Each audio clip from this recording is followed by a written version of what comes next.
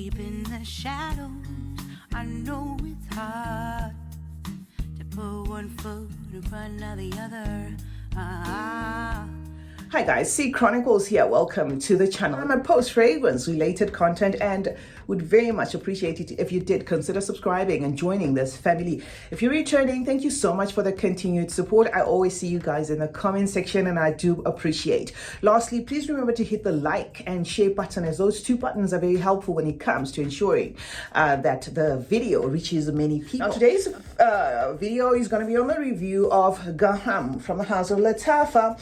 If you are familiar with the Lattafa Pride, you will know that it comes in two boxes, right? The main box and then the sleeve. So it's going to be a box in a box, right? And Gharam in particular sits there. So it's going to be quite a good or nice presentation if you wanted to gift someone. The bottle itself is this one. I'm not too wowed about this bottle. It just feels somehow in the hands.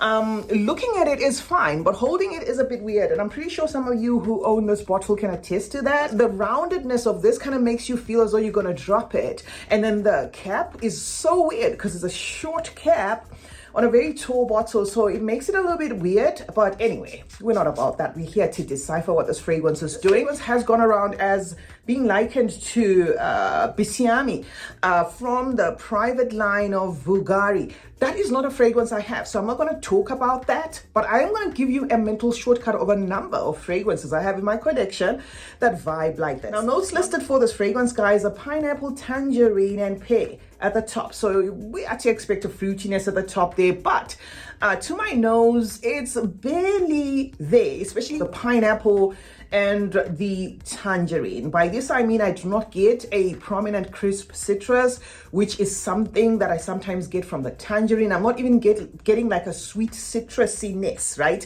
And I'm also not getting like a metallic feel of, you know, a fruitiness, which is sometimes how pineapple interprets. And why is gonna be because the mid of this fragrance lists the jasmine sambac and it lists the magnolia, right? So it's a white floral just by a couple of sprays that I've done here.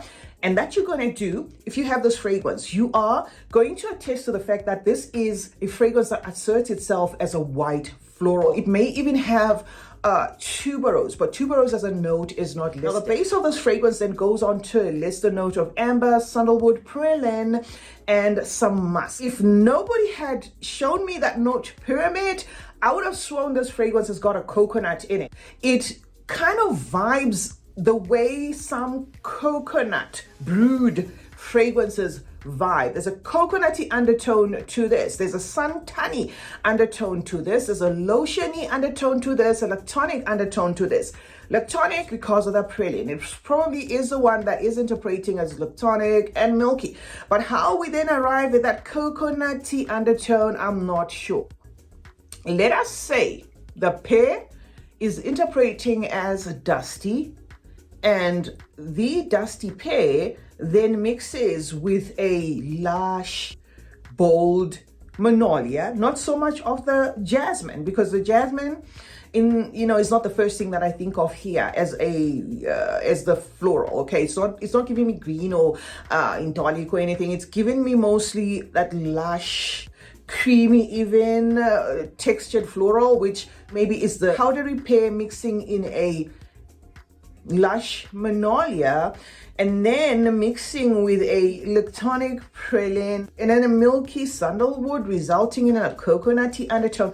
I don't know. I'm just trying to see where or how I am getting that coconut accord. But anyway, guys, I think you kind of get where I'm going with this fragrance. It's going to be mostly a floral. So you do have to like white florals for you to enjoy this fragrance. It's going to be lotiony, it's going to be suntany, it's going to be even makeupy for some.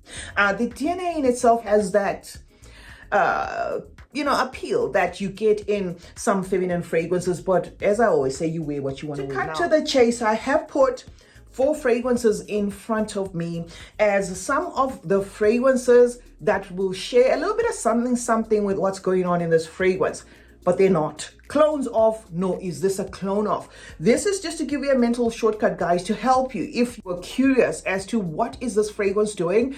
Do I need it? Okay, Dania from Orientica, the exclusive line came to mind. It kind of vibes like that. If you know Dania, you will know it's a white floral, a little bit creamy, feminine toned there, summery, suntanny, vacation scent, that sort of thing. So this, if you have in your collection, you probably have a little bit of a representation of what's going on here. But of course, the Orientica pricing may not be an option in this case. Now I'm going to go to something more affordable, but do take note, I am not saying, guys, this is a dupe off. If you smelled this, okay, Montaigne Cocoa from Maison Alhambra, a fragrance drawing inspiration of that Montal Cocoa Vanille.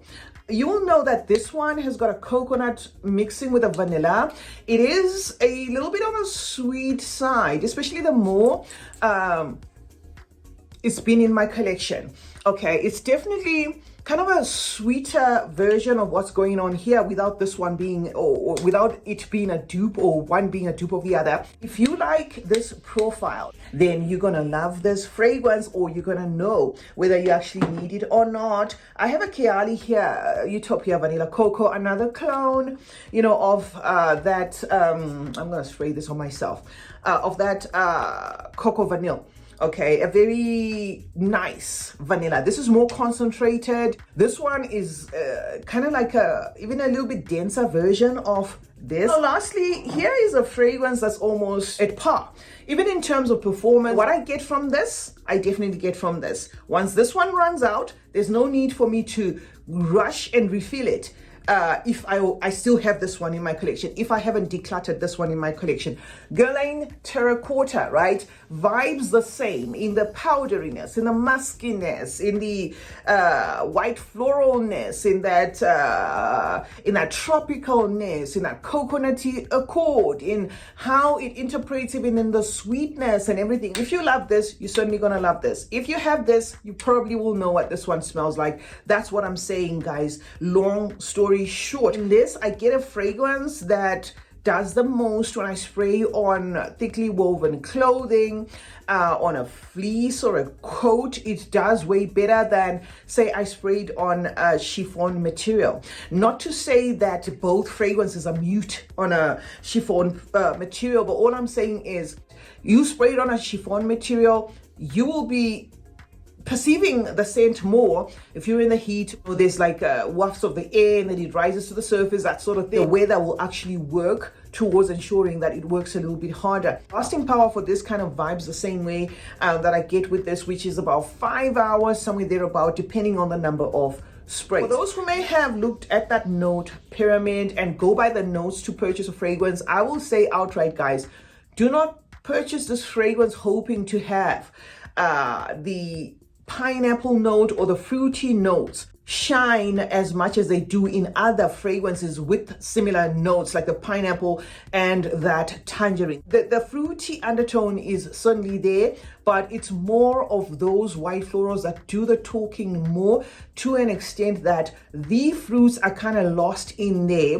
What I end up getting is somewhat of a powdery pear that I think I get, but when it comes to the pineapple and the tangerine, it's neither here nor there. So I personally wouldn't buy this fragrance for those two notes, but I would say buy this fragrance if you just love, you know, white florals, if you love creamy fragrances with a lactonic undertone, if you love, you know, that lushness of the magnolia, you're gonna enjoy this. And it doesn't, to my nose, get to a point of being green. It actually kind of feels a little bit fresh as it dries down with that powdery accord and a moderate sweetness. CeeChronicles is my name. Thank you so much, guys, for joining me today. Let's meet in the comment section and discuss more about this fragrance.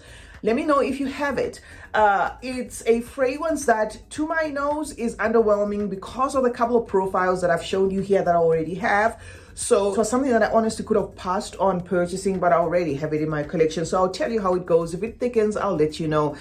Because profiles like this, especially with the Magnolia, especially with the Praline, may end up being maybe more denser and even more bolder. I will let you know if that happens. But for now, what I've said is what I've said. Remember to turn on post notifications, guys. That way you get to be notified anytime I upload a video. Like and share this one, guys. And remember that smelling good is a form of good manners. Cheers.